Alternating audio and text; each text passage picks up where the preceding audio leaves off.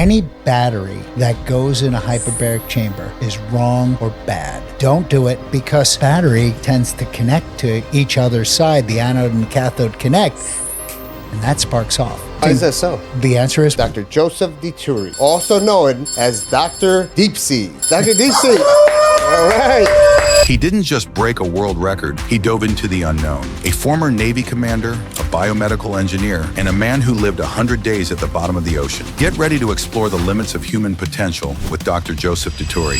1600 BC is the first time that we said, hey, this guy's got a brain injury. And here we are thousands of years later. And when we submitted our paperwork to the FDA, they said, hey, we don't like your endpoint for cured traumatic brain injury. And I said, really, FDA? What is your endpoint for cured traumatic brain injury? They said, we don't have one. What does hyperbaric chamber truly help with? What type of chronic illnesses, any kind of disorders that people have? Sure. If you think back to origin of species, everything came from one thing on this planet. We think is coelacanth. Coelacanth is a four-legged sort of a creature that developed in the water, and then everything grew from that, from the dinosaurs to the frogs to the chickens to you and me. So when you would do these dives, like, what do you see down there?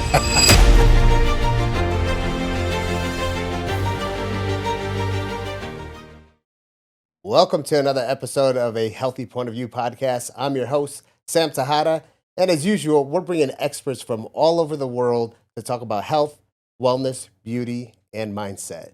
Today, our guest, he comes here right from Florida on the West Coast, Tampa. This guy here, very unique background. This is not just a regular expert. This is an expert that has served. An expert who's been under the water for over 100 consecutive days. This is an expert who's running clinical research for veterans at the University of South Florida. Today, we have the opportunity to interview Dr. Joseph Dituri, also known as Dr. Deep Sea. Dr. Deep Sea. All right. Thank you. Thank you for having me, guys. Awesome, I'm really man. honored. I appreciate you. It's amazing to have you here. Welcome to A Healthy Point of View. Doc, Dr. Deep Sea. We're going to have to start off. First, I got to ask about the Dr. Deep Sea. Do you own a Deep Sea Rolex? No, I own a Submariner, which I just ripped the bezel off accidentally. So it's down here for repair, believe it or not. But I was thinking to myself, man, if he's rolling around with that name, he's going to have to get one day a Deep Sea Rolex. You know, it's like kind of just I tried to get Rolex to sponsor me for my 100-day world record-breaking mission, and they went, no. Really? I was like, seriously? That would be like an awesome sponsorship. That would have been a great one. So if you know anybody. For real. So where did that name come from? So my buddy Brian O'Connell used to call me Deep Sea. And it's a term of endearment, like, hey, Deep Sea, how you doing? Hey, Deep Sea. And when one diver talks to another diver, they call one another Deep Sea, right? So he was a diver, I was a diver. He used to call me Deep Sea. And then I got my PhD in biomedical engineering. He's like, oh, it's Dr. Deep Sea. And I'm like, no. And he's like, oh, that's your name. Your Delta Tau Chi name is Dr. Deep Sea. And I'm like, damn it. That's amazing. So it's kind of fun, but, it's a moniker, Yeah, I love it, man, because, in the world of social media, it's like there's a bunch of doctors out there that have, Dr. Feelgood, Dr. This, Dr. That, the wiener doctor, which actually that's like a sexual health doctor that's out there. But, Dr. Deep Sea, it's like it all makes sense, especially with what you do. So I love the branding, man. I think you definitely got to keep going with that. So, Dr. Deep Sea. You did 100 consecutive days underwater. First, I want the listeners and viewers to really understand who you are. What was your upbringing to get you to where you started at in the Navy? Like, what was your upbringing when you were a kid? So I grew up on Long Island, New York. And, when I was born, my parents had worked over in Italy. So we would fly over to Italy, flew over to Italy for the first couple of years of my life. And then we came back, and my father spent every dime he had on a little house out on Long Island, New York. Nice. He worked nearer the city, and we lived out on the island, just like every other typical suburbia. I got beat up in high school, just like every other kid, you know, had a good time. I went to a town called Lindenhurst High School. And when I graduated, I said, yeah, there's no prospect for me to go to college, so I'm going to join the Navy. So I joined the Navy, and 28 years or so later, I checked out of the Navy. But during that time, I earned a bachelor's degree, a master's degree, and then when I retired, I was hanging out with Admiral Bill McCraven at his house, and he was like, what are you going to be when you grow up? And long story short, I was trying to help him on the preservation of the force and family, and I had to go back to school and get a PhD in biomedical engineering. Wow, amazing, man. 28 years in the Navy. 27 years, 8 months, 19 days. Nobody counted, but that's what happened. That's a lot of years. You've seen a lot of, you saw a lot of change throughout 28 years. Oh, yeah. You know? Perfect case in point. When I joined the Navy, I went to Virginia, right? So we're on base in Virginia, and you walk outside, and the sign said, "Dogs and sailors keep off the lawn." That was in 85 when I first went in the Navy, 86 maybe. So I went in 85. But now it's like everybody thanks you for their service. Everybody's really appreciative. But back then, you know, in Virginia, military guys didn't have the best reputation. And it was just post, you know, Vietnam. I mean, when was the Vietnam Veterans Day Parade? It was in like 83 or 84, right? Yeah, you know, we were just starting to appreciate troops at that point. So when you were in the military and you were going out to sea, right, and doing those dives, what were you doing? What was the purpose of you know?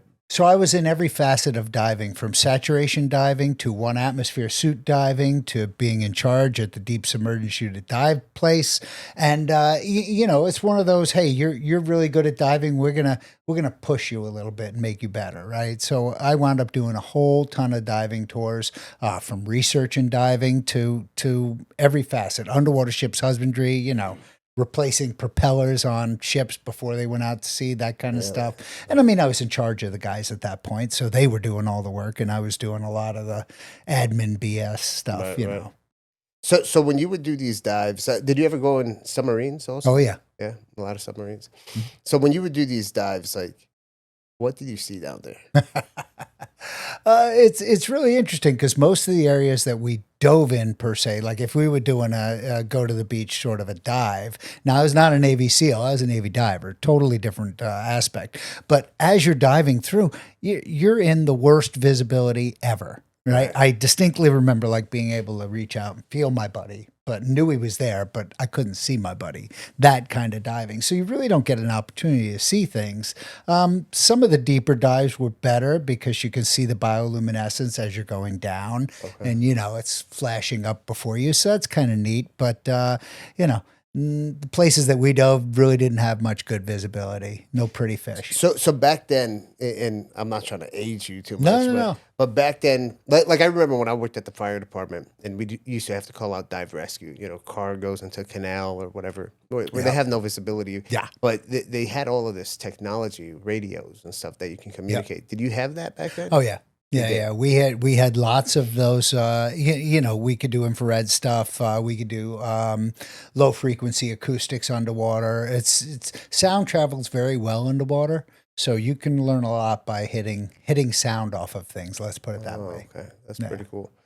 So, have you ever? And this is kind of going a little sidetracked, but I saw an article the other day where they're saying that aliens live underwater and it's really not in space. Do you think there's things down there that we've just never have discovered that could potentially be something like that? So the weird part is, so we're talking about something called planetary biodiversity at this point, right? That's the overall title. And in 4.6 billion years of genomic wisdom, we've realized that there's about 20 million species on this planet. We've only found about 5 million. So yeah, there's a lot of things that we haven't found that are on this planet that may or may not be from this planet. And we know that for sure. We've seen things that we're like, okay, this is not of origin here, right? Because you do kingdom, phylum, you know, all the classification of things. And you go, this doesn't fit in any of the groups. Where does that go? So, Wow. yeah, Wow. it's So definitely when you were interesting. doing research, did you ever come across anything like that? Or what kind of research were you doing? Well, no, I mean, for me doing research, all of my stuff, I'm a biomedical engineer. So I do research into the human body, what happens, how it works, how blood flow goes in the human body. And then now my current one is traumatic brain injury. But yeah, so I don't have much research on that, but I did do some deep diving and catch some new species of fish. And it's really eerie because you pull up and you grab a species of fish and you think it looks the same as the other one, but it's not. And if you think back to origin of species, right? Everything came from one thing on this planet, right? So that one thing that we think is coelacanth. Coelacanth is a four-legged sort of a creature that developed in the water, and then everything grew from that, from the dinosaurs to the frogs to the chickens to you and me to a duck-billed platypus, right? So all of that stuff came from one thing, and it's mutation after mutation after mutation.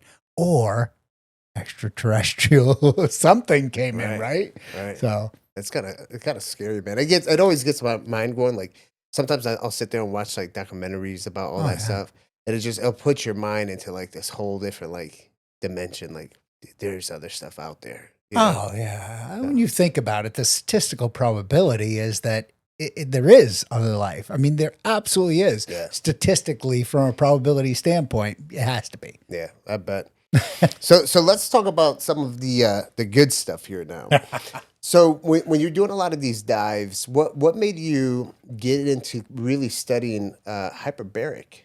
Right. You know, like I was reading about you, obviously before coming on the podcast, and what I was reading was talking about you would go and research about being in this pressure environment. Yep. What sparked the interest to really start understanding how that works on the human body? So it came from being a Navy diver. And as you're a Navy diver, you might get decompression sickness. And if you get decompression sickness, the cure for that is pressure and oxygen. So pressure in an environment and then oxygen to help other things in your body. Okay, great. So if you can use pressure and oxygen for decompression sickness, I wonder what else you could use it for. What is decompression sickness? Just for the listeners sorry. and the viewers. So when you go down in the water, you increase pressure, and as you increase pressure, you decrease volume. Right. That's one of the laws. All right. So as you squish down, you're breathing effectively more gas. So you're absorbing and exposing yourself to more gas, and then if you basically shake up the soda bottle too much and open it up, that's the gas coming out of solution. So it's kind of sort of that, if you will. The gas comes out of solution, forms bubbles, and then those bubbles wreak havoc on your bloodstream and your body. Wow. Yeah. So that typically happens if you go up too quickly? Yeah, basically, if you go up too quickly, or you're not doing the right level of decompression, or you're not working your table and schedule correctly. So how do we manage that when someone actually has that type of event occur? So what we do is we take them out of the water and we evaluate them really quickly, and then we bring them into a recompression chamber and we pressurize them again. So what we then do is we take the bubbles in the soda can, if you will, and we push them back in, right? The bubbles are still in solution in your soda normally until you open it. And when you open it, you decrease the pressure. Same thing as when you come up, you're decreasing the pressure. So what we do is we increase that pressure again and squish that bubble back into solution, and then we give them oxygen to kind of get them to off gas, if you will. And you have to do that quickly, or? Very quickly. So if you can get them, the quicker you can get them, the more rapidly they get rid of their symptoms or symptomology. Now that pressure where you put them, that's a hyperbaric chamber. Yes, sir. Now, there's different levels of hyperbaric chamber. I would only assume someone who's going through that is not doing one of these little soft sleeve zip up hyperbaric chambers, right? Yeah. So can we talk about, Absolutely. based off your experience, the different type of hyperbaric chambers that are out there and what they're used for? Yeah. So first of all, hyper means more than, baric means pressure, right? Okay. So if you're increasing pressure in this thing, right, this could be a hyperbaric chamber. You fly here in an airplane can be a hyperbaric chamber because they fly at 35,000 feet, but they're pressurized to about 8,000 feet. So they're pressurizing more than they would normally be flying at. All right, so there are a whole bunch of these that are out there. The soft ones, the mild hyperbarics. I just had a PhD student who finished his PhD, and he did some great quality research saying that, listen, we don't know what the deal is with this new mild hyperbaric, so let's do some science on it. And it turns out that the anti-inflammatory markers are better in the lower pressure hyperbarics and not quite as good, or a different set of reductions come from the higher pressure hyperbarics. Huh. So yeah, it's really interesting. Why is that so? Well, the answer is we don't know. Who funds drug company research? Well, drug companies do, right? Who funds hyperbaric oxygen research? Well, the International Bank of Joe, and we're a little shy nowadays, right? So it's like, or some researcher like me that takes money out of his own pocket and says, "I want to know the answer to this thing." So nobody's really funding that research, but we're trying to do the best that we can. That's why there's not a lot of research out there on hyperbarics. So most of the answers that I'm going to give you is we don't necessarily know, right? We just think that it happens because it happens, right? It works different mechanisms. Interesting. So okay, well, you talked about there's the soft shell, there's the mild one. The mild one, what does that look like? Is that a hard shell? No, so the mild ones, so generally we talk in pressure, right? So a hard-shelled hyperbaric chamber can generally do mild treatments. In other words, you can go to 1.4 in a soft hyperbaric chamber. You can go to 1.4 in a hard hyperbaric chamber. The difference is you can't go to 1.75 or 2.0 in a mild hyperbaric chamber, but you can go in a hard hyperbaric chamber to 1.5 or 1.75 or 2.0 or 3.0, right? Okay. Human tolerance is 3.0. So you never want a chamber that can go deeper than 3.0 pressure-wise with oxygen. So I've seen these hyperbaric chambers where you go in and you're really getting the oxygen through like a mask while you're there. But then I've seen hyperbaric chambers in really the hospital clinical setting.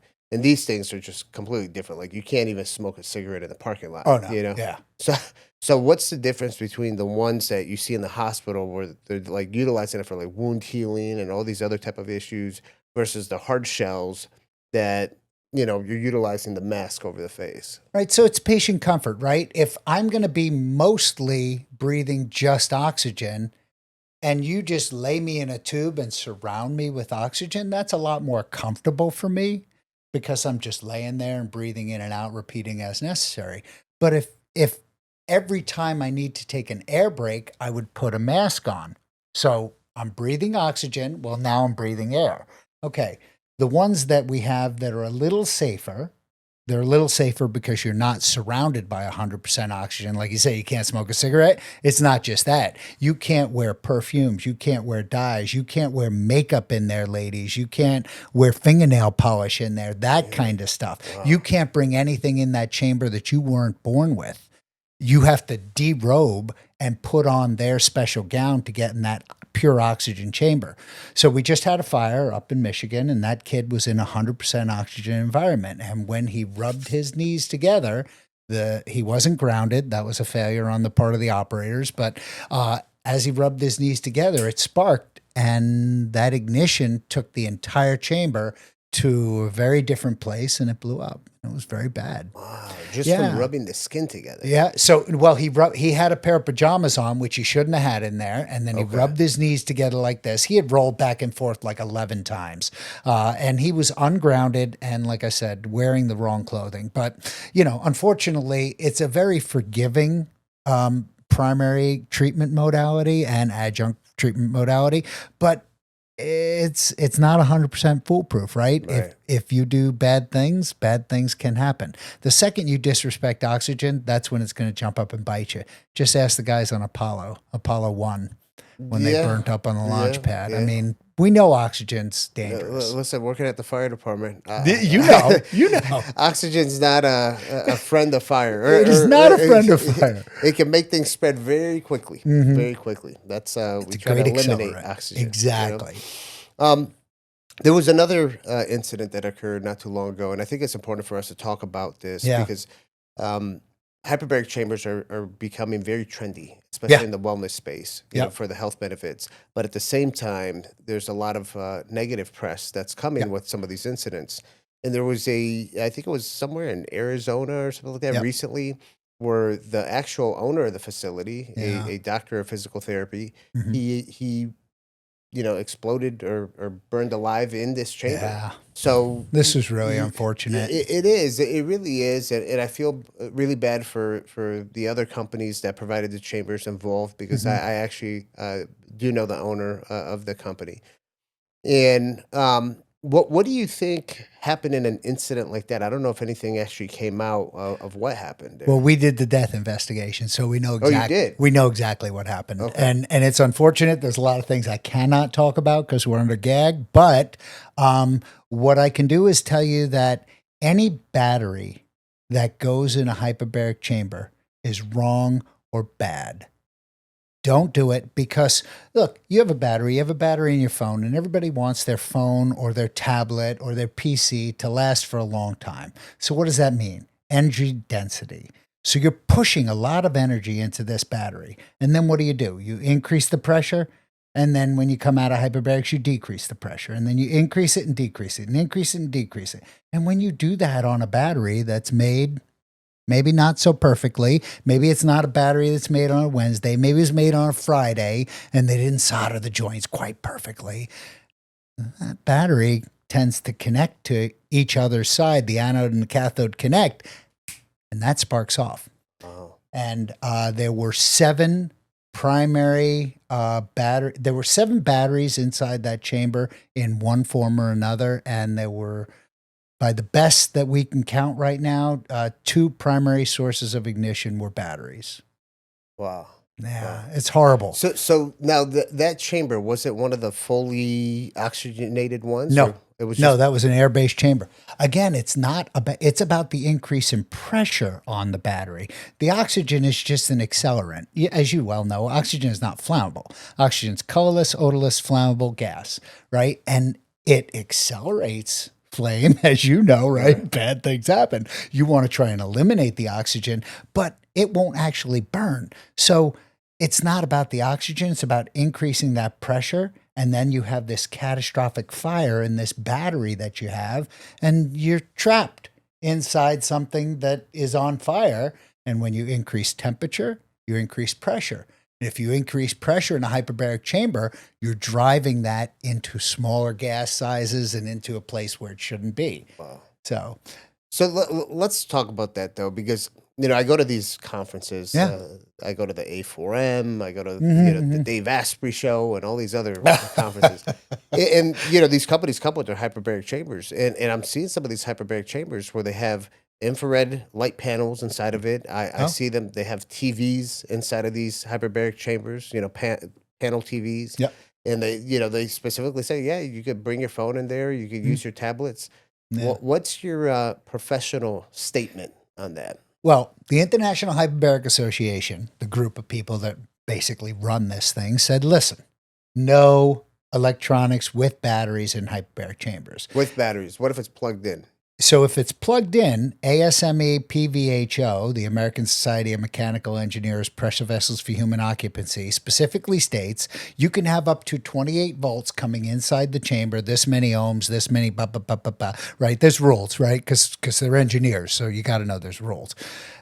And you can do that if the heat temperature doesn't go over this, and there's, So if you do that without batteries, you're okay. But you got to build it to the as-built standard or the build-to standard. There's people that go, hey, I have a good idea. Yeah, let's put a laptop in there with a battery and then a red light therapy to stack modalities, right? Because, we're all about stacking. I love stacking modalities, except for inside the hyperbaric chamber. Don't Right. do it inside the hyperbaric chamber. Not a good idea. No, that's, on the big long list of good and bad. It's really bad because red light, every single one of them heats up, especially if you're in the right nanometer range. They heat. Right. And then what's the power source for them? I've seen 220 on some of these red lights, 220 volts. Wow. Yeah. I mean, at the lowest ones, they're 110 or battery operated. And even if they are battery operated, their heat signature is incredible, right? I mean, hot to the touch, which you absolutely don't want in a hyperbaric chamber. Man, that's there's a lot of companies that have to start doing a little reevaluating. I would only assume. And it's not hard, right? All they got to do is talk to a fireman and he'll tell you about heat, oxygen, fuel, right? Yeah. It's a fire triangle. You know it, right? It's like you got to isolate one of those three. Right. And you can't isolate oxygen because oxygen's a therapeutic drug. Okay, so what are you going to do? You're going to try and limit the heat that you have in there in any way, shape, or form. Right. Because let's be real, we are fuel. Right. Being a little bit morbid, but humans are fuel. But look, so I did a 102-year exhaustive review of every single accident that's ever happened in a chamber. Oh, wow. 135 deaths in 102 years. Now, that's horrible. However, that's not really that bad. Right. Now, one loss of life is horrible. Let's Yeah, just agree, right? But 135 people in 102 years, that's not a bad batting average for tens or hundreds of millions of hyperbaric treatments worldwide. Right. Right. Right? So, Yeah, it almost like listening to that number. It's like, regardless of what business you're in or what you're doing, you're gonna have like operator error Yeah. and mistakes done by humans, and it's almost like that number kind of falls into maybe the majority of those cases where somebody made the wrong decision. You know? right. And if you look in the past, since 84 or 85, every single one of those errors is attributable to the operator. Operator error, right? Like I let you take your cigarette lighter in there. Why? Right? One was a butane-filled bun warmer. The other was a Apple Watch that spontaneously caught on fire and caught the person on fire. I mean, these things happen, right? But if you limit that stuff, it's an inherently safe primary and adjunctive care. It really is. Right. Right. Now we were talking about stacking. Oh, yeah. And I know you're a big fan of doing vitamin C IVs. Oh, yeah. Can you do IVs inside of the hyperbaric chamber? Absolutely, but the laws of physics still apply, right? I increase pressure. If I increase pressure and I squeeze, you remember wrapping the blood pressure cuff around the around the Especially bag for the trauma and, patients. It's like, and bolusing into yeah. them, right? I mean, you can do that. Their arm's going to get cold, right? Yeah. But that increased pressure is going to bolus that fluid into them. So absolutely you can. You just got to pay attention to the laws of physics. Right, right. I guess you'd need like a drip set regulator, if you really want to control it. Exactly. And just put it in there. Interesting. Okay, so you can do that. That's a pretty good thing to know for the IV industry, for any of the doctors. I was working with a guy that was doing not as high as you. I think you're at 50 grams or more. We can go all the way up to 100. 100 grams. I love you, first of all. But this guy was working with cancer, prostate cancer, as a matter of fact, and he'd do 35 grams infused, and then the people would come over to the chamber. So, and then they do chamber every day, and that in combination with vitamin C and hyperbaric oxygen does some really cool stuff for cancer. Now, that's all preclinical trials, but he was doing some cool stuff. Nice, nice. So you know what? That kind of leads me to my next question, talking about what does hyperbaric chamber truly help with? Like what type of chronic illnesses or, any kind of disorders that people have? Yep. Like why are people going to hyperbaric chamber? Because you see people going to hyperbaric chamber that are just doing it for like wellness, services, like just like maintain themselves and be healthy. But then you have some people that are chronically ill that really depend on hyperbaric chamber. Sure. So there are 15 approved indications for the Center of Medicare and Medicaid Services, CMS. 15 approved or on-label indications, and then like 70 off-label indications. Is it going to work to cure your toenail fungus? Probably not, right? But like anything else, look back to the mechanisms of action, like the mechanism of action for a non-steroidal anti-inflammatory, an NSAID. It's to reduce inflammation. Guess what? Hyperbaric medicine does the same thing. It reduces inflammation. But I got to give you, 20 treatments over the course of a month, or you can just take pills, right? So people are moving away from the pills and towards these more naturopathic sort of remedies. Right. So, what does it do? The on-label indications, gaseous gangrene, carbon monoxide poisoning, crush injury, compartment syndrome, toxin inhibition from any bad toxins that are in the air, like firefighters, carbon monoxide poisoning, for crying out loud.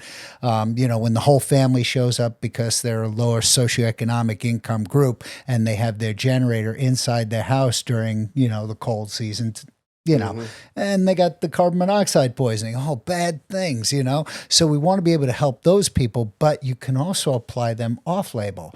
We're doing research right now, checking traumatic brain injury, PTSD, Crohn's, ulcerative colitis. Now, it makes sense because if you look back at the mechanisms of action, one of them is an anti-inflammatory, and Crohn's is a disease of inflammation of the gut.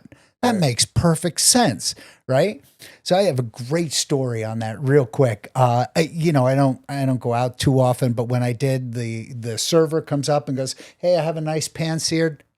"Oh my God, it's you. You saved my life. Oh my God, do you remember me?" And I'm like, 21-year-old girl who's a server. I have no idea. She's like, I'm the girl with Crohn's. And she's like, "Oh, my mom and I were just talking about you." And then she hugs me. She's like, "I got to get my picture with you." She came in 38 treatments, and sometimes they come, they go. And I'm a researcher, so I sit in my office most days. She came, she went, she was gone. "Oh, how'd she do?" She did okay. We saved this girl's life. She was hooked on Model. She was chained to a bathroom and had no life and was at the University of South Florida.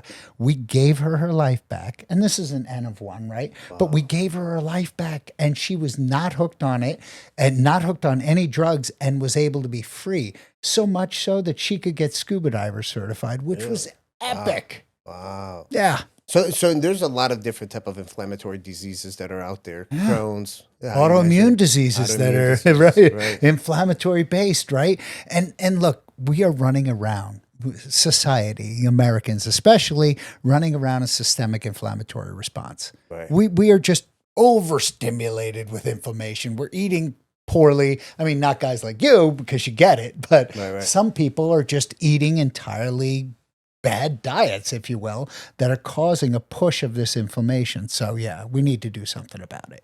So does hyperbaric therapy, does that have any kind of direct impact to your mitochondrial function?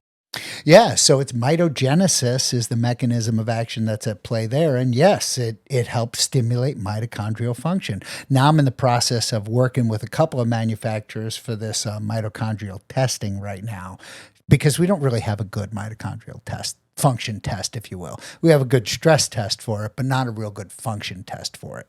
So, people are like, "Hey, I improved mitochondrial function." I go, "Based upon what?"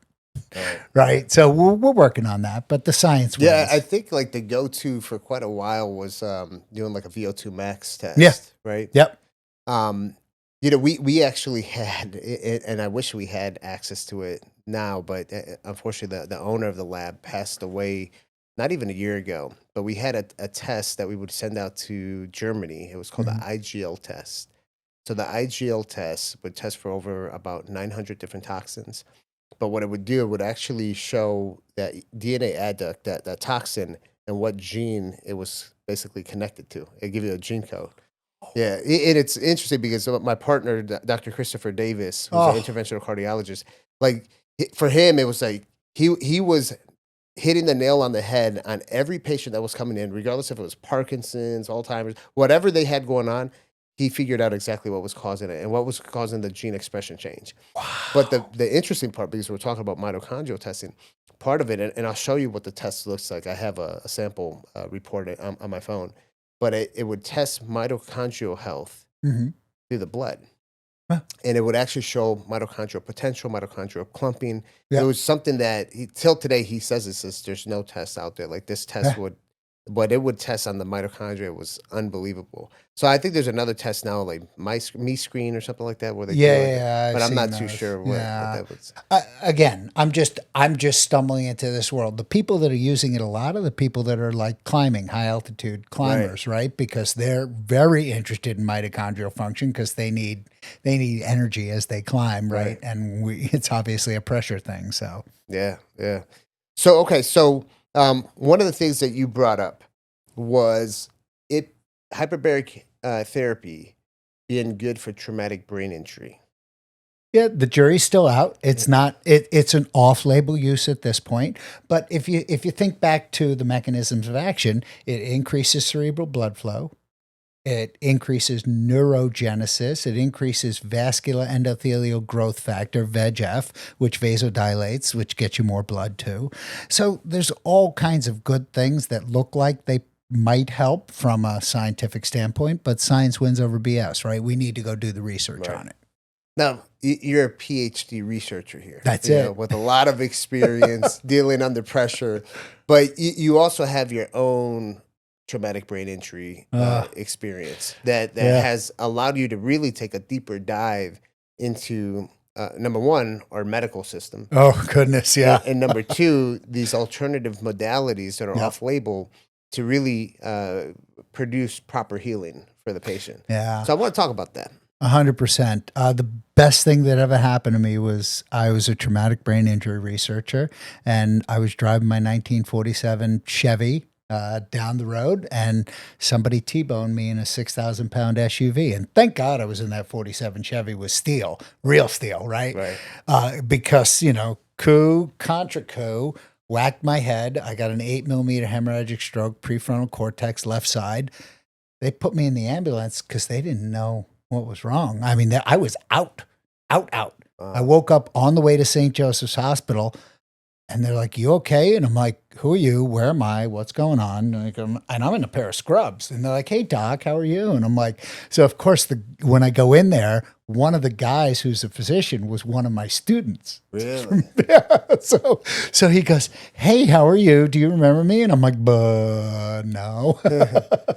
Long story short, I stayed in the hospital, ICU for 2 days, the hospital for another 5 for 7 days total. And I got out of the hospital and they were like, "Don't worry. All you need is a tincture of time." What does that mean? That's the thing that just makes me quake, right? I think to myself, you just told a man that got hit in the head really freaking hard that the only thing you can do for him is give him time. Give it time, you'll get better, or you won't. Let me ask you something. Can't things get worse with brain injuries? Yeah. If you don't do the right thing? Absolutely. Within 72 hours post-ischemic incident, like post-hit in the head, 72 hours, you can have brain swelling, for crying out loud. Right. And bad thing. And that's why I was in the ICU for 2 days, right? Cushing's triad, we would call right? it. Yeah, you get it. I mean, look, this thing's pretty sensitive and we don't know a whole lot about it. But I can tell you this. I did a literature review. I've looked back in the archives. 1600 BC is the first time that we said, "Hey, this guy's got a brain injury." And here we are thousands of years later. And when we at the University of South Florida submitted our paperwork to the FDA, they said, "Hey, we don't like your endpoint for cured traumatic brain injury." And I said, "Really, FDA? What is your cured point for what is your endpoint for cured traumatic brain injury?" They said, "We don't have one." I said, "Y'all been looking at this for thousands of years, and you don't have an endpoint, and you want me to make it up? No, come on, man. We suck. Like, we got to do this better, right?" And that's my point of frustration, right? Here we are, we're fighting this thing that has been on the books for thousands of years. It was only in 1300 AD that we decided to make a delineation between concussions and traumatic brain injury. So it's like, wow, it's been running around and we've had real problems. We have chronic traumatic encephalopathy from the football players. We have military veterans with PTSD and TBI that just need to get treated. Car crashes. I mean, you got a 1 in 106% chance of getting in a car accident every time you get in that car, right? And then a startling statistic, 20 something percent of all head injuries are from domestic abuse. Really? What was that percentage? 20 something percent. I want to say it was 23, but for some reason I have a 5 in my brain. So maybe it's 23 to 25% are from domestic abuse. That's crazy. Get hit in the head with a frying pan, man. I don't do it. I don't know. I imagine some girl hitting me in the head with a frying pan. I'm Dominican, and I grew up in a Dominican household, and I'm thinking about that chancleta that my grandmother used to throw on her heads. How much sprain injuries was caused from that? But that's a crazy statistic. I'm Italian. I got the wooden spoon. Yeah, I'll stick with the chancleta. Okay, so. Okay, we're talking about traumatic brain injury. Yeah. You talked about all of these different type of people that suffer from it. And, I was telling you backstage earlier before we started the podcast about us working closely with current and former NFL players and a few of the different organizations. And, a lot of us hear these different stories of athletes suffering from traumatic brain injury. Muhammad Ali, everyone knows that story. But when you really start hearing some of these stories on some of these other players, like football players, when I start hearing the wives talk about what they have to go through and the emotional regulation of the football player, then them having seizures, them not remembering things, Right. not being able to even pick up their phone and text someone because they're unable to.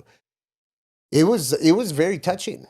And a lot of these football players are not the ones that you see. Well, I mean, you see them all on TV, but it's not the ones that you're seeing on the commercials and stuff that are making millions of dollars. Some of these NFL football players are not making that kind of money. So they put their bodies through all of this traumatic injury, right? The traumatic brain injury specifically, and they're looking for solutions. And unfortunately, the league is not giving them that solution. They actually try to get them to sign off and say that they're okay and they don't need any assistance. So I want to kind of get more into that based off your experience. What have you seen with a lot of these athletes that are, MMA, boxing, the football players? Yeah. So we see that a football player gets 3 to 5 35 mile per hour crashes per game. Wow. Right? Consistent, chronic. Bam, bam, bam, bam, bam.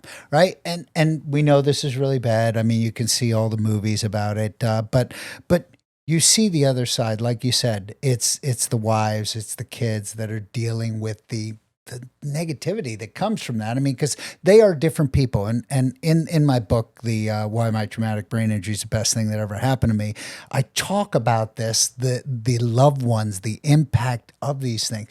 These people are different people. And I know it because I got hit in the head and I was a different cat. Like I was messed up and I didn't know that I was messed up. And I, talk about like being angry and mad behind the wheel of the car. Like I want to rip the steering wheel off, talk about just sitting there and then starting to cry for no reason whatsoever. And like this happens to many of us who've had traumatic brain injuries. And if you have a loved one that's looking at you going, I just want to help you, I don't know how to help you, and they go to wrap their arms around you and then you get mad at them for wrapping because I feel like a failure, right? So this is systemic in our society, especially for men, because, we've been told to suck it up, buttercup, and toughen up, Right. You want a box of Harden Up, princess? I mean, literally things. My dad said, I will give you something to cry about. I was like, oh, okay. I should probably stop crying. Right. But, it's tough in our society because the other side, the wives that are observing these changed human beings are like, this is not the person I married. And we need to do something to give them back the hope. We need to do something, anything. So when they told me a tincture of time, I was like, now I'm Italian. Oh, now I'm coming after you. Forget it. Right. So, yeah. So how does hyperbaric chamber therapy, how does that help throughout that process with traumatic brain injury? I really want to get more into because we have over 5,000 doctors in the functional medicine space that tune into the podcast. So I really want to get into the science behind how that works, based off of if you don't have actual studies, whatever the theory is. Or, No, so right now we have limited studies. We have preclinical trials and we have low powered studies or low numbers, low N's, if you will. Okay. So in the 40s or 50s, but we know the mechanism of action, guys, and that's the important part. So neurogenesis can be stimulated through hyperbaric oxygen, mitogenesis, angiogenesis. All those are good things for increasing cerebral blood flow, for building synaptic pathways, things like that. So hyperbaric oxygen, also one of the mechanisms of action is it releases stem cells, or it produces more stem cells. So you can multiply the number of CD34 plus progenitor stem cells by 8. Oh my gosh, now stem cells are used for what? Repairing everything, right? So we know that it vasoconstricts. Hyperbaric oxygen vasoconstricts. So if it's vasoconstricting, I can get the same amount of oxygen to you in a smaller package. So I can reduce that inflammation. I can reduce that inflammatory response. I have an inflammation reduction coefficient to it. There's so many really good things that if you read The Art and Science of Hyperbaric Medicine, which is the prolific book on hyperbaric medicine at this point, it tells you all these mechanisms of action. And if you're a physician and you can just look down at all of the mechanisms of action and go, that one looks like it would work. That one looks like it could help, right? Because I see this commonly. I tell people, if you've seen one traumatic brain injury, you've seen one traumatic brain injury. They are not the same, right? This cat's different from that cat. This cat got left side blows. This cat got an all over thing. This cat was just, like Mike Allstat running football straight up the middle, right? He was the A train. That guy got really bashed in different directions. So everybody is different and they all present differently. So you got to kind of pick and choose off the run. And that's how you know, well, maybe I'll start this guy mildly. Oh, this guy needs a little bit more because I want to get him up here, whatever. I mean, we have to do the science behind it and figure it out. So I can only imagine with the traumatic brain injury, you're dealing with, how you said, different levels of traumatic brain injury. Are you dealing with patients that have like the full blown, like blown pupil, raccoon eyes, with the whole pressure in the skull, where they even might have to release cut a piece of the skull out, type of deal? Are you dealing with those type of Generally patients? speaking, that would be a severe TBI, right? So mild, moderate, severe. So the severe TBIs, we need to wait at least 72 hours because we don't want to increase the pressure on the head. Right. While there may be some increased pressure on the head, right? So we let that, die down a little bit. And once that pressure, equates, if you will, then you can treat them. But, we're looking at increasing cerebral blood flow. So you're obviously going to increase some kind of pressure. So yeah, you have to actually practice medicine, so you got to kind of watch your patient, right? Right. Yeah. So earlier you were talking about stacking different modalities, in the world of health and wellness and biohacking. What are some really good other products or services that stack well with hyperbaric? One of the things you were talking about stem cells. So this is where this question kind of came up from. Like, would doing stem cell therapy or like exosomes prior to going into the hyperbaric be more beneficial? The jury's out on that. We were doing research studies and the FDA said, you can't do that. Oh, really? Well, they were like, that's a whole new drug. We need a whole new phase 1 clinical trial. We're like, whoa. And then the exosome company was like, forget it. We're not doing it. Right. So, so what modalities go well together? I'm one of these guys that as I had my traumatic brain injury, I didn't just do hyperbarics because hyperbarics wasn't enough. So I did ice bath, neurofeedback therapy, cognitive behavioral therapy, structural energetic therapy, red light, beamer mat. I faced east and I watched the sun because I said, there's hope. And I need to have hope. I need to do something. Because when they told me a tincture of time and I just got to wait this out, I said, that's not going to cut it with me. Right. So then I started just literally doing everything. And I did it all at the same time. But if you take a potted plant analogy and I say, hey, what's wrong with this plant? You ask 3 different people. One person says, oh, it needs water. Oh, it needs sunlight. Oh, it needs food. Well, I'm a researcher. I'm going to say, I got to keep the sunlight and the food out of it, and I'm just going to give it water. And when you just give it water, what happens? Water kills plants. And then you just give it sunlight. Sunlight alone kills plants. You just give it food. Food alone kills plants. The truth is, plants need sunlight, water, and food simultaneously. Right. It's a Humans need physical, physiological, and psychological help simultaneously. We don't cut the brain open. We have poor imaging at best. Even diffuse tensor imaging, which is really darn good, can show an increase in cerebral blood flow. And that is all.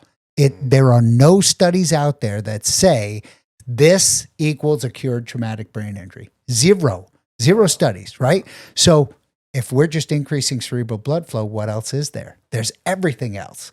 There's the sunlight, there's the water, there's the food, right? So you got to do everything at the same time, physically, physiologically, and psychologically to heal the human, right?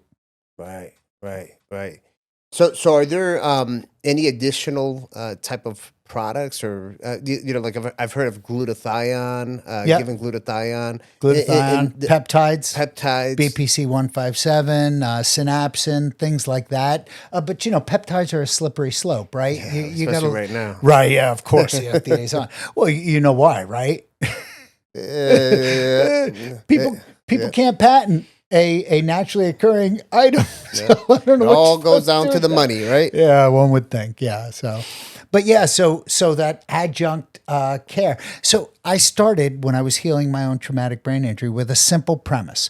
Like, for instance, ice bath. I'm driving home from work one day and I see the sign that says ice, $5 with the polar bear on it.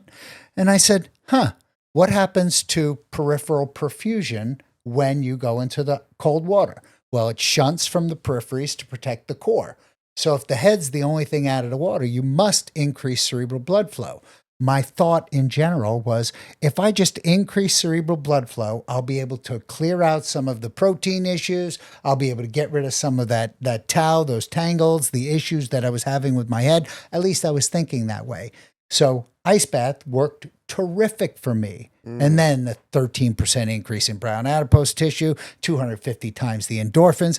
And then you go, wow, that's one that I'm going to add. Ice bath. And then sauna. Yeah, vasodilation. We love that one. That's terrific. Okay, what else? Right? So red light, beamer mat, grounding, things like that. Easy stuff.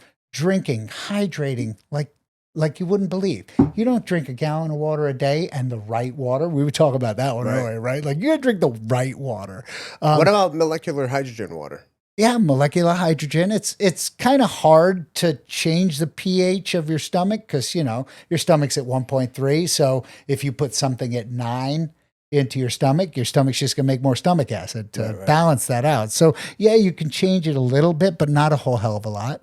But the water with the right minerals in it is the key, right? Something with minerals in it, natural, something without, I generally like my water without, things that make me more stupid. So maybe let's not have the fluoride in there. We know it's bad for your neuro. It kills me that we still have fluoride in the water, but whatever. Have you dabbled into any bioquantum stuff like frequency medicine? Oh man, that is interesting because this one out here is on frequency medicine like you would not believe. Yeah. So I'm dabbling in it right now. It's a lot of up here right now, but it's interesting because it's all about simple harmonic oscillation, right? Humans are oscillating the entire time, and if you can get your vibration right, you can get your healing down. Yeah, it's very interesting, man. It's especially when you're looking at like different microcurrents and stuff, and the healing capabilities behind it. I feel like that's something that you're going to see a lot more of it coming out soon. We travel a lot, and we were over in Turkey, and we got sick, and we went to this guy's wellness spa, all the same stuff that we're talking about, except he had one of those machines. Oh, really? And I was like, oh, wow, you can feel it. I mean, you can literally feel it. Yeah. So, Dr. Deepsea, you are very vocal about health and wellness. Yeah. And one of the things that you talked about was about the fitness decline and the national impact that it has. And one of the things you talked about is a specific statistic of the young people that can potentially get drafted into the military, about how they're so physically out of shape. Oh, yeah. Yeah, it's a shame. I mean, and the president's on this, and there are a lot of people that are on it right now. We need to have a certain standard, right? And if you're gonna go to war and you're gonna run, there are cats that are really fit and really doing it right, and then there are people that are just not quite cutting it, and that is unfortunate. The bar needs to be there. It's like a fireman. Look, if you're gonna be a fireman, you're gonna carry me out of a burning building. You gotta be able to carry me. I'm 220, baby. Right. Please lift me. Please and carry me. A lot of times it's dead weight. Right, right, dead weight. Right. And please don't go, I'll come back for you, or we'll get another person to come back for you because I'm not strong enough to get you. You would hate to have that happen, right? So we just have to have the bar at a reasonable level so that we can do it. And it has nothing to do with male, female, black, white, pink, green. I don't care who comes to save my life. Just make sure you're saving me. Right. Don't leave me, right? Yeah. That's the thought process. So, yeah, I think that we as society, Americans as a society, we are falling down from a physical fitness standpoint, and it's horrible because it leads to things like Alzheimer's. It leads to the degeneration of the brain. The single best thing that you can do for yourself is go to the freaking gym. Absolutely. Right? And when you go to the gym, you increase interleukin 15, a powerful antiviral, which means you're going to fight off, you increase interleukin 6, which is a powerful anti-inflammatory. So it means you're going to, right? So you got to put your body in the best shape that you can to be able to fight off all these things that we have that are attacking us in our life, Yeah. I do feel that if our younger generation doesn't keep themselves in good shape, it does cause a national defense issue. It puts us at risk. You see some of these other countries, man, like people are physically fit. They're not heavily obese like a lot of the people here. And if we have to have a draft, like we got to have real men out there, fighting. Right. Right. So, we're in violent agreement.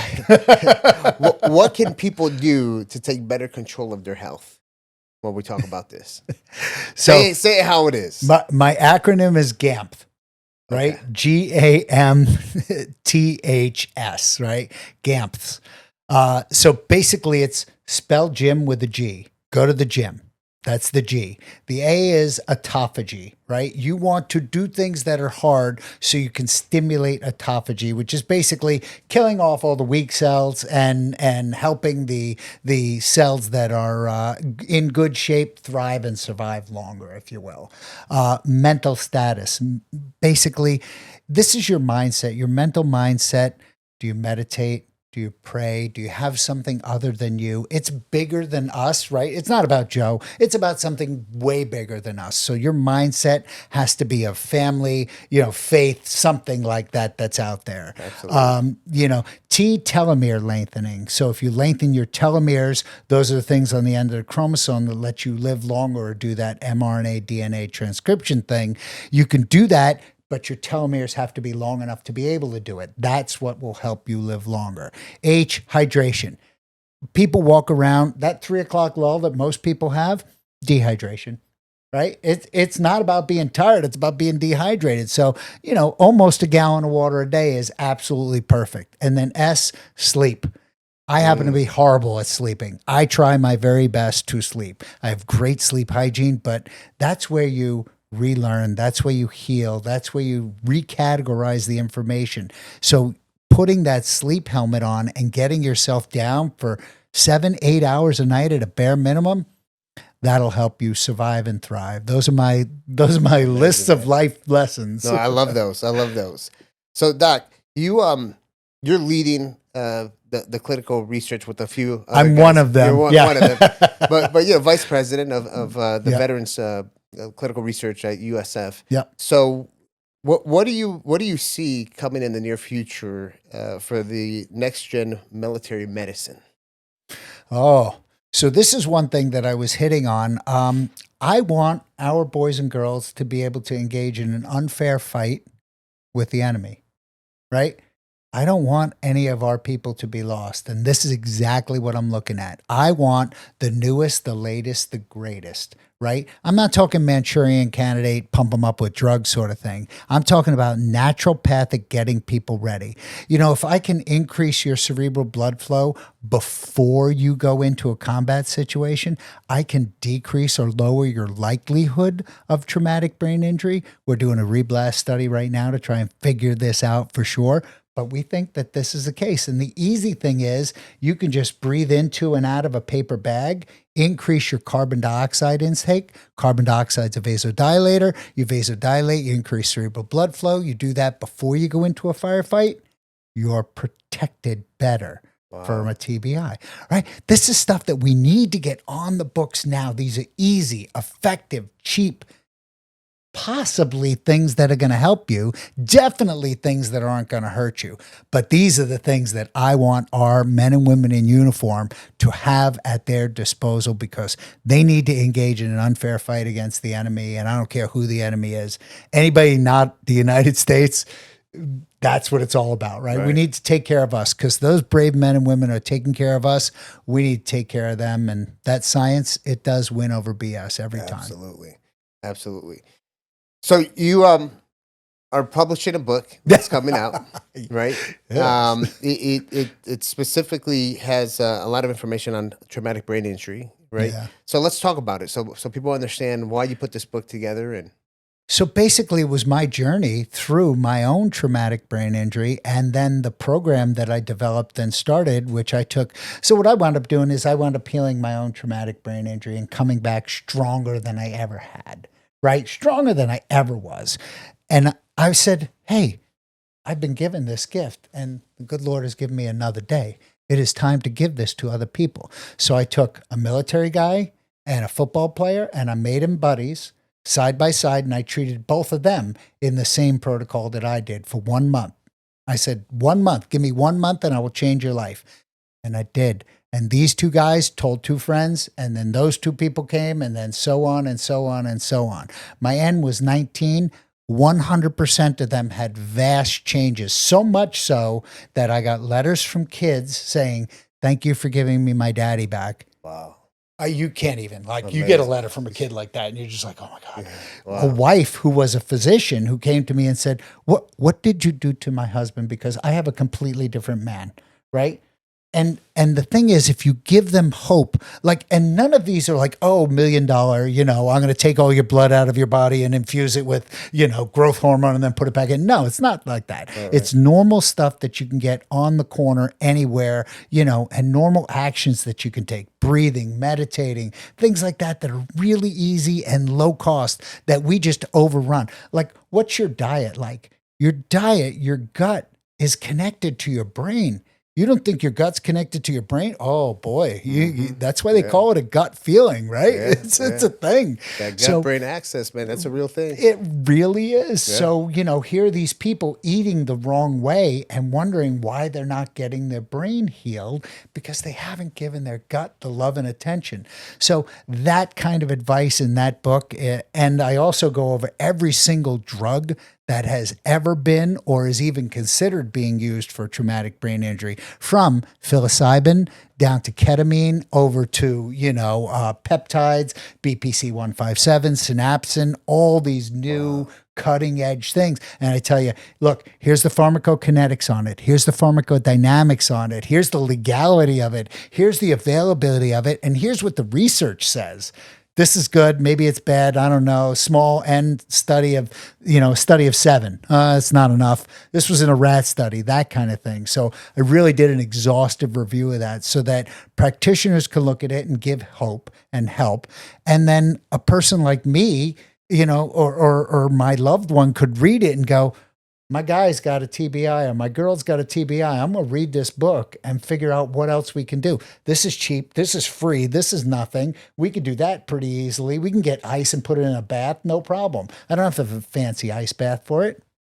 Perfect is the enemy of good enough. Yeah. Give them some kind of hope, but whatever you do, don't just tell them they need a freaking tincture of time. Yeah, I hope you're not calling the book the T-shirt time, right? No. Don't call it that. Shattered to strong, baby. Shattered the to name is strong. right here, guys. That's something that's like if you ever see that anywhere, I know that will trigger that tincture of time. Yeah. Yeah. So I love what you're doing with the book. That's Thank you. important. And the reason why I say it's so important is that you just mentioned like the girlfriend or the wife or Yeah. family member. When someone's going through some kind of medical emergency, is what I'm going to call it, and let's say they get diagnosed with cancer or traumatic brain injury, Yeah. people go into the shock mode, right? Yeah. Where they don't know what to do, things are just chaotic in the family, families start to kind of fall apart, and they're looking for answers and they can't get answers. The book that you've put together is giving them at least some kind of guidance. Oh, yeah. Right? And that's extremely important. And that has the ability to really allow the family to have a plan. Yeah. And when you have a plan, I always say is like anything that we do in business, there has to be a strategy plan in place. If not, you're working towards nothing. So you putting that plan together at least allows them to have hope and understand that there is a direction that we can go in. So amazing. There is a whole chapter in there called Love and the Traumatic Brain Injury. And you're going to love a person that has been irrevocably changed.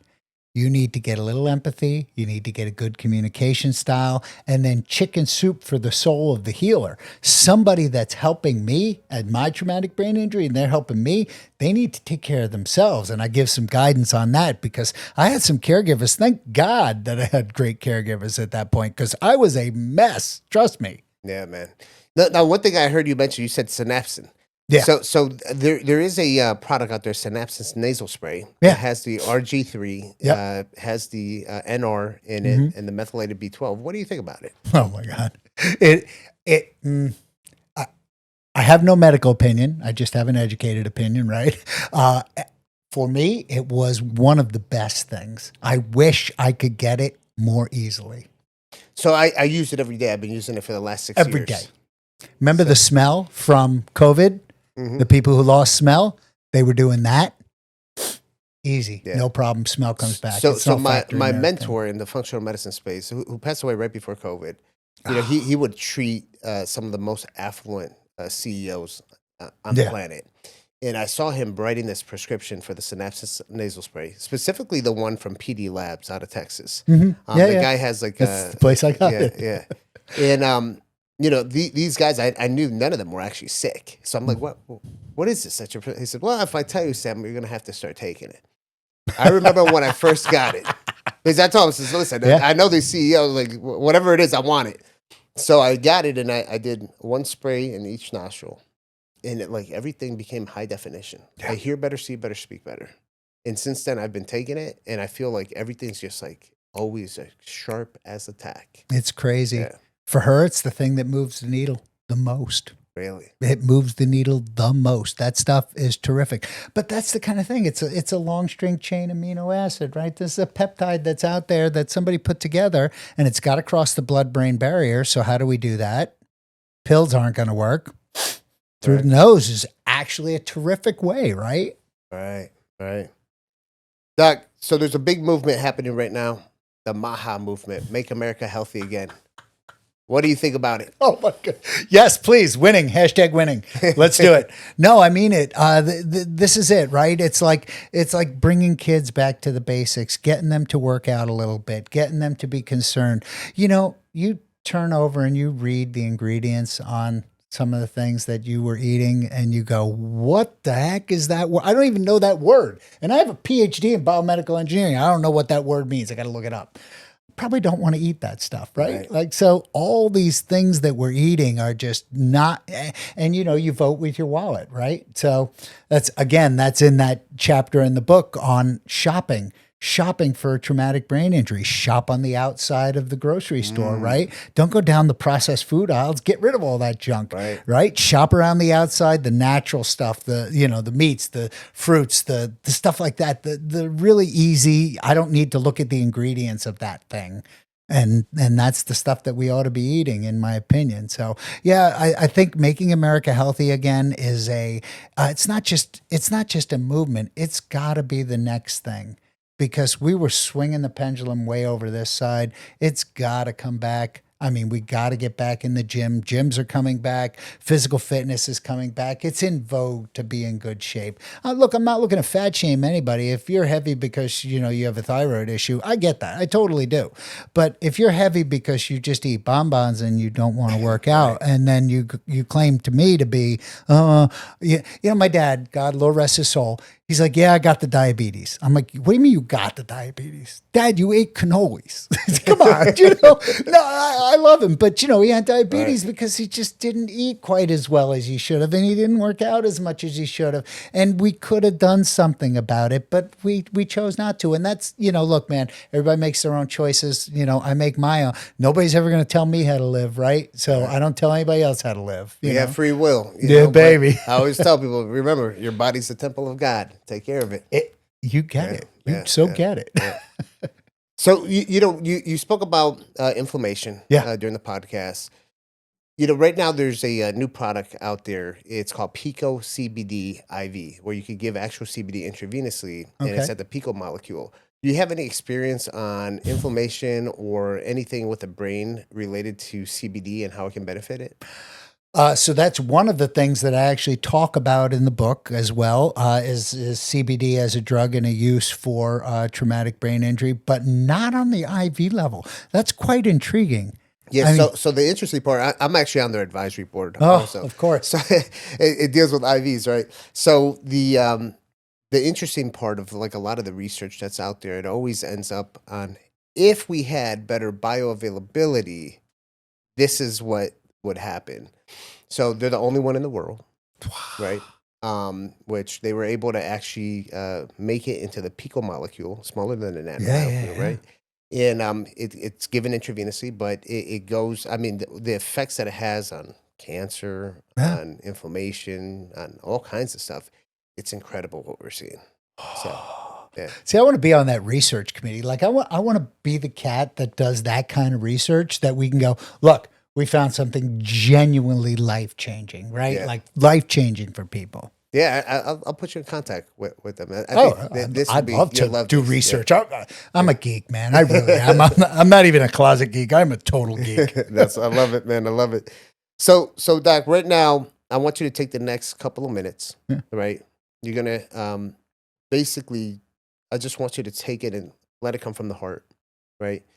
And let me know in the next couple of minutes what you want the world to know about Dr. Deep Sea and hyperbaric chambers. Oh. Everything that you do, just take a couple minutes and just let it come from the heart of what you want the world to know. So the problem with hyperbaric chambers is there are people that are out there that are just trying to do it wrong, and they're trying to make a buck, right?